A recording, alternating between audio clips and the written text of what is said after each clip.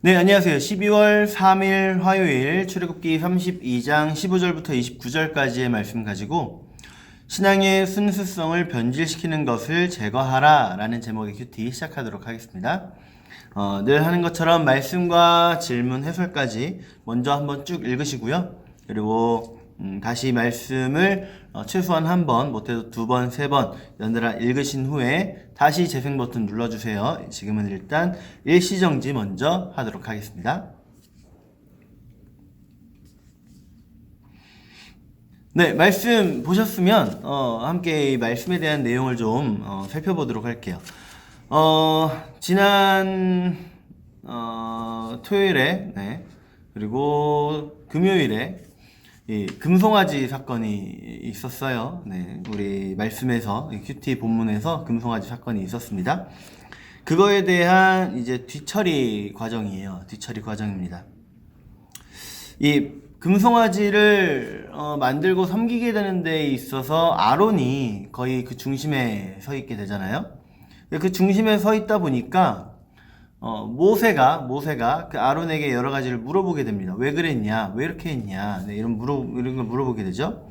그랬더니 아론이라고 하는 사람은 이 일을 책임지는 게 너무나 두려웠을지 모르겠어요. 그래서 22절 보니까 아론이 이르되 내 주여 노하지 마소서 이 백성의 악함을 당신이 아나이다. 내가 아니라 백성들이 악해서 그렇습니다.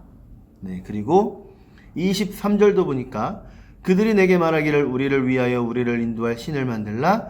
이 모세 곧 우리를 애굽 땅에서 인도하여 낸 사람은 어찌 되었는지 알 수 없노라 하기에 네, 백성들이 불안해해서 24절도 보면요. 내가 그들에게 이르기를 금이 있는 자는 빼내라 한즉 그들이 그것을 내게로 가져왔기로 내가 불에 던졌더니 이 송아지가 나왔나이다. 네.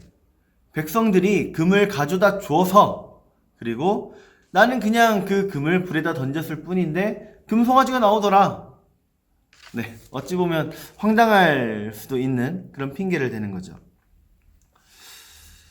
이 일로 인해서 어찌 보면 매우 슬픈 장면이 벌어져요. 무슨 말씀을 읽으셔서 아시겠지만 모세가 여호와 편에 선 자를 부릅니다. 그랬더니 레위 지파가 일어나게 되고요. 그 레위 지파가 칼을 꺼내 들고 이스라엘 자손들 중에서 칼을 휘두르기 시작하는데 그 날에 목숨을 잃게 되는 이스라엘 백성들의 숫자가 3,000명입니다. 3,000명. 끔찍한 일이죠. 그런데 어찌 보면 여러분 또 저한테 티내 그럴지 모르겠어요. 그런데 이건 어떻게 보면 살에 썩은 부분이 있다면 그 썩은 부분은 어서 도려내야죠.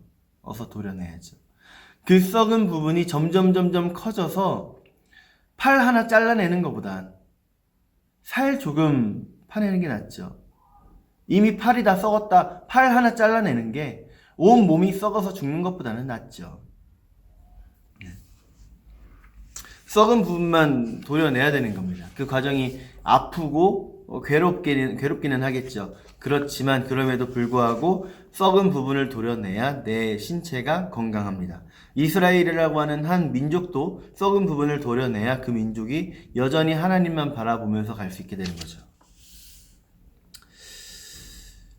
여러분 우리가 살아가는 동안에 사실 신앙의 순수성이라고 하는 것 지키기가 정말 어렵습니다. 정말 어려워요. 내가 신앙생활을 하는 데 있어서 내가 하나님을 믿는다라고 하는 그런 삶을 살아감에 있어서 그걸 방해하는 것들이 너무나도 많습니다. 간혹 친구일 수도 있고요. 또 간혹 내 컴퓨터일 수도 있고요. 내 자동차일 수도 있고요. 여러 가지가 있을 수 있습니다. 그때 우리가 해야 할 거는요. 가슴이 아프지만 아깝지만 그럼에도 불구하고 나로 하여금 하나님께 죄를 짓게 하는 나로 하여금 하나님과 거리를 두게 만들어버리는 그것에 대해서 끊어낼 줄 알아야 되는 거예요. 그거는 속히 도려내야 될 부분인 거죠.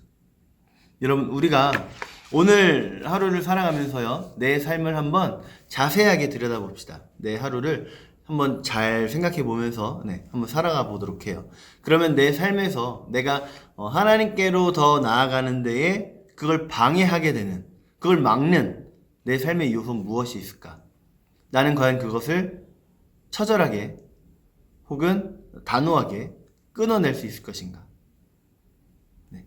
우리 오늘 하루는요, 내 신앙의 순수성을 지키기 위해 단호한 결정을 하는 네, 그런 오늘이 되기를 축복합니다. 좋은 하루 되세요.